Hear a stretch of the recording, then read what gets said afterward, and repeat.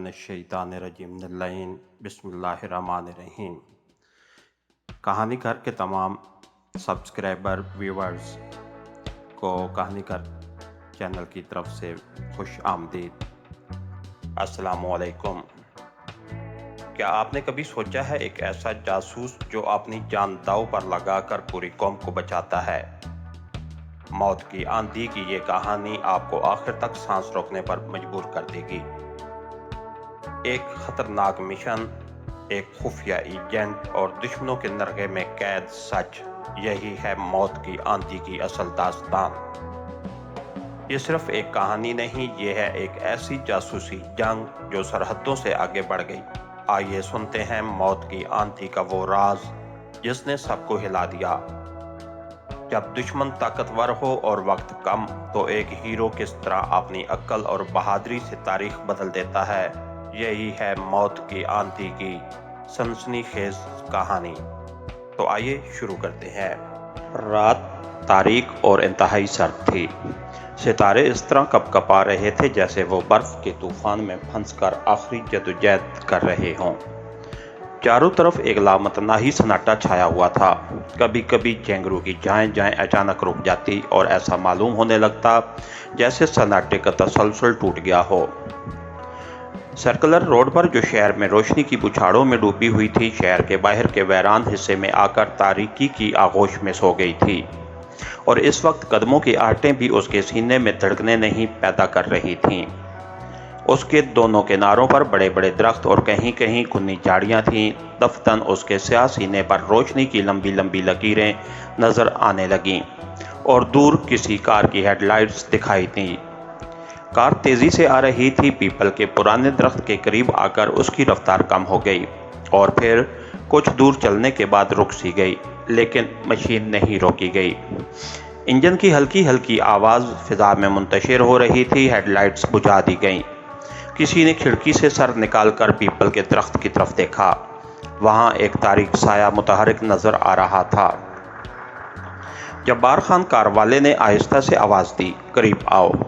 ये आहिस्ता आहिस्ता कार की तरफ बढ़ने लगा। साथ ही कार वाले का हाथ जेब में गया। उसने पिस्तौल निकालकर उसकी नाल कार की खिड़की पर रख दी, लेकिन कार की तरफ बढ़ने वाला साया शायद उससे बेखबर था। वो कार से 1.5 फुट के फासले पर खड़ा होगा। कार वाले ने पिस्तौल मजबूती से पकड़ लिया, लेकिन दूसरे ही लम्हे में कार की दूसरी खिड़की से एक हाथ उसकी गर्दन की तरफ बढ़ा। कार वाले को उसकी खबर तक न आई। खबरदार, पीछे से आवाज आई, अपना पिस्तौल सड़क पर गिरा दो। कार वाले की गर्दन में ठंडे लोहे का नन्हा सा दायरा चुभने लगा। पिस्तौल सड़क पर गिरा दो। पीछे से फिर आवाज आई, अगर तुमने जरा बराबर भी जुम्बश की तो खोपड़ी उड़ जाएगी। कार वाले का पिस्तौल सड़क पर आ गिरा। उसके सामने खड़ा हुआ आदमी खामोश खड़ा था। कैप्टन खाबर नीचे उतर आया। उसने आहिस्ता से कहा, तुम कौन हो? कार वाले ने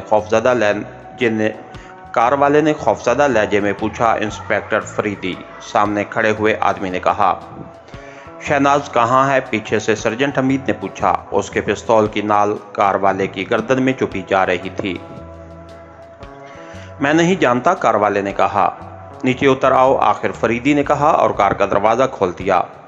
कार के इंजन की आवाज़ सन्नाटे में गूंज रही थी। कार वाले ने एक पैर पैदान पर रख दिया। ऐसा मालूम हुआ जैसे वो नीचे उतर रहा हो, लेकिन अंधेरे में फरीदी ये न देख सका कि कार वाले का हाथ गियर पर रेंग रहा है।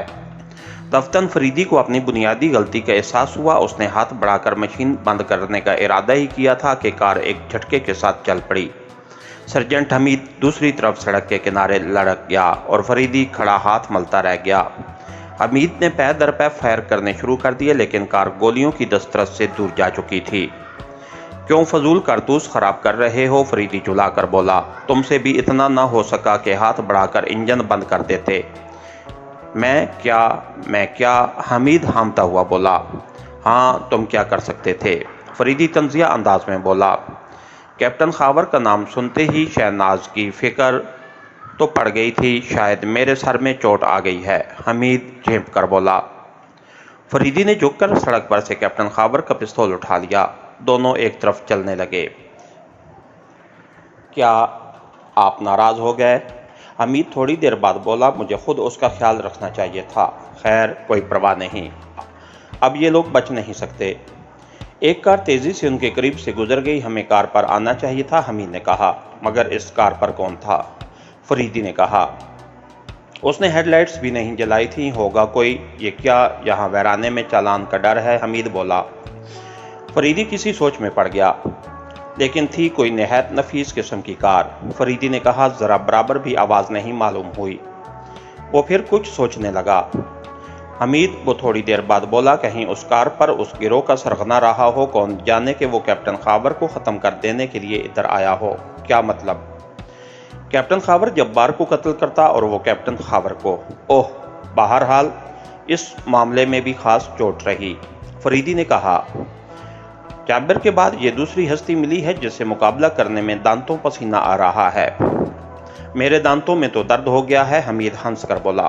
خیر جلدی چلو، فریدی نے کہا۔ میرے خیال سے 1:30 بج گئے ہوں گے، اب اس وقت کوئی سواری بھی نہ ملے گی۔ دونوں نے تیز تیز قدم اٹھانے شروع کر دیے۔ آخر وہ کون تھا جو ہمارے تہہ خانے سے نکل بھاگا؟ حمید نے کہا۔ سر بن تھال۔ جی؟ حمید چلتے چلتے رک کر بولا۔ چلتے رہو، یہ کوئی ایسی حیرت انگیز بات نہیں، فریدی نے کہا۔ معلوم نہیں آپ اس وقت کس موڈ میں ہیں؟ حمید ہنس کر بولا۔ شاید اس وقت کی ناکامی نے آپ کے ذہن پر کوئی برا اثر ڈالا ہے، یعنی میرا دماغ خراب ہو گیا ہے، فریدی نے سنجیدگی سے کہا۔ میں یہ نہیں کہتا، اگر وہ سر بن تھال تھا تو شاید وہ جس نے اسے شراب پلائی تھی اس کا ہمزاد تھا۔ ہمزاد نہیں بلکہ ہم شکل کا ہو، فریدی نے کہا۔ میں تمہیں میک اپ کر کے سر بن تھال بنا سکتا ہوں اور خود فضیل بن سکتا ہوں۔ کیا تم یہ سمجھتے ہو کہ میں فضیل کی گفتگو سے مطمئن ہو گیا تھا؟ ہرگز نہیں، میں صرف اس بات پر مطمئن تھا کہ وہ میرے تہہ خانے سے نکل کر کہیں جا نہیں سکتا۔ لیکن آپ نے اس وقت اپنے شبے کا اظہار نہیں کیا تھا، حمید نے کہا۔ ضروری نہیں سمجھا جاتا، فریدی نے کہا۔ وہ عربی ضرور بولتا تھا، لیکن اس کا لہجہ اس کے اہل زبان ہونے پر دلالت نہیں کرتا تھا۔ آخر سر بن تھال کی اس حرکت کا مطلب کیا تھا؟ محض یہی کہ میری توجہ اپنی طرف سے ہٹا کر یہاں سے نکل جائے۔ اگر وہ اس رومال کے حصول کے لیے کوشش کر رہا تھا تو پھر مصر جانے کے لیے ویزا کی درخواست کیوں دی تھی؟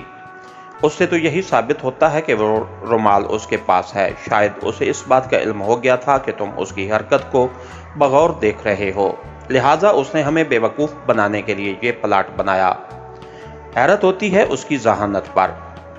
میرے پن چبانے پر وہ اس طرح عربی میں چیخا تھا جیسے اس کے لیے پہلے ہی سے تیار رہا ہو۔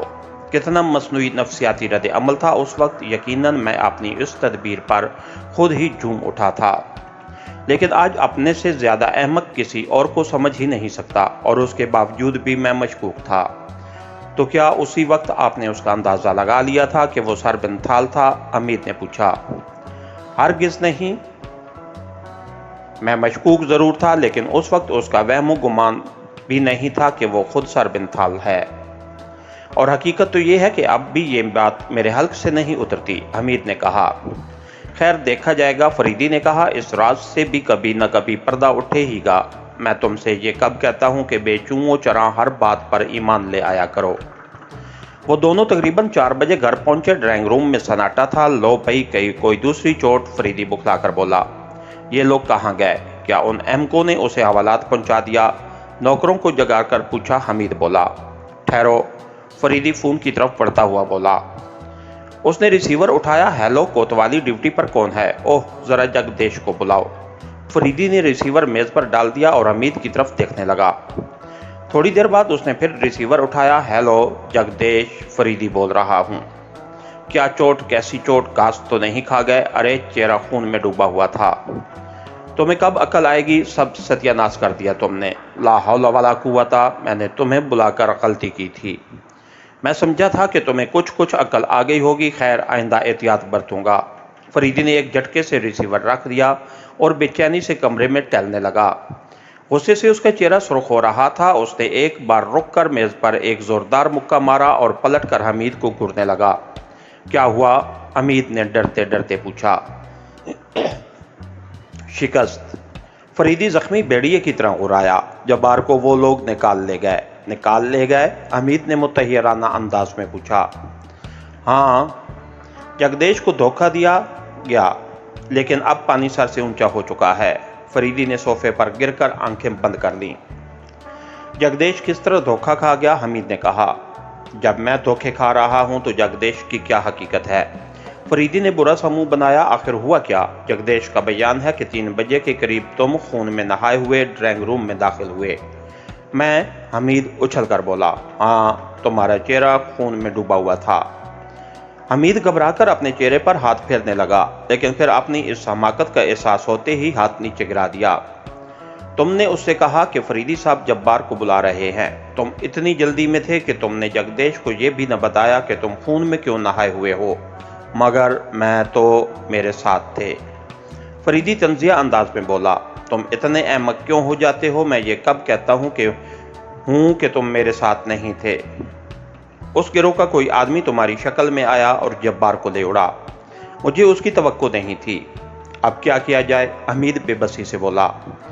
सोचना पड़ेगा, फरीदी ने उठते हुए कहा। मैंने आज तक ऐसा मुजरिम नहीं देखा जो दलेर भी हो, खुलकर भी सामने ना आता हो। क्यों ना सर बिन थाल को गिरफ्तार कर दिया जाए? हमीद ने कहा।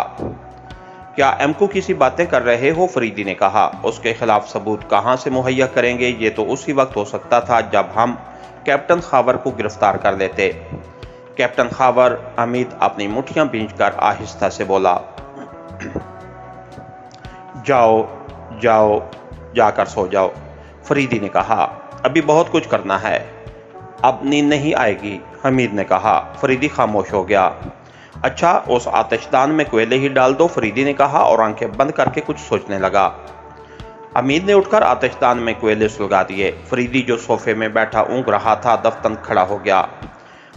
थोड़ी दौड़ो धूप की हिम्मत कर सकोगे? फरीदी ने हमीद से पूछा। अभी उस वक्त हमीद अपने चेहरे पर काहली के आसार पैदा करता हुआ बोला। और नहीं तो क्या, 1 साल के बाद, फरीदी ने कहा और अपना ओवरकोट पहनने लगा। हमीद भी तोहन कराहन उठा। आज काफ़ी थक गया था। थकन का ये आलम था कि उसे बोलने में भी काहली महसूस हो रही थी।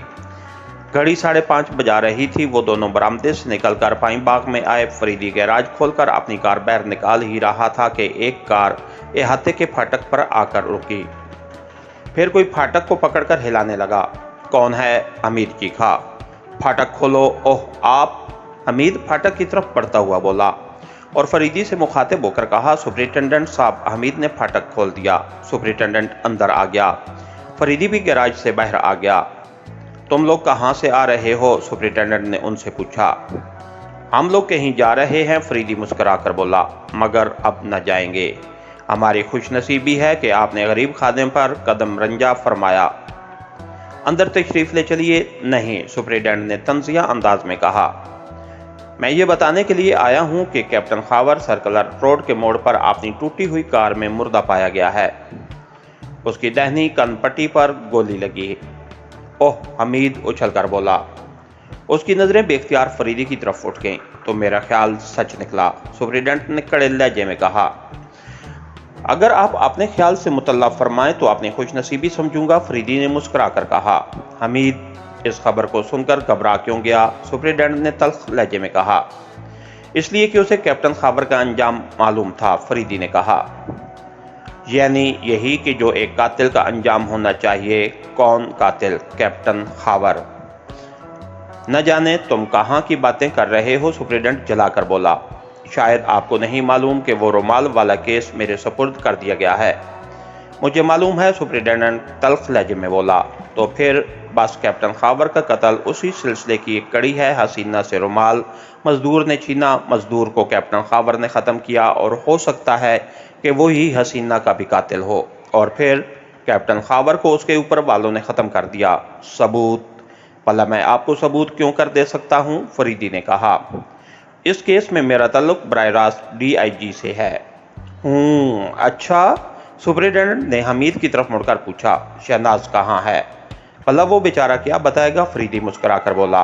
वो बेचारा तो उसके लिए बुरी तरह तड़प रहा है। ये मैं जानता हूँ कि शहनाज कहाँ है। सुपरिटेंडेंट ने बिगड़ कर पूछा। फरीदी के तंज आमेज तर्ज से गुफ्तगू ने उसका मूड बिगाड़ दिया था। ये मैं नहीं बता सकता, फरीदी ने तल्ख लहजे में कहा। मेरी मसलहत उसकी इजाज़त नहीं देती। मैं तुम्हारा ऑफिसर हूँ, सुपरिटेंडेंट ने डांट कर कहा। ये कोई ख़ास बात नहीं। एक बार यूरोप का मशहूर डाकू लियोनार्ड भी काफ़ी अरसे तक मेरा ऑफिसर रह चुका है, फरीदी मुस्कुरा कर बोला।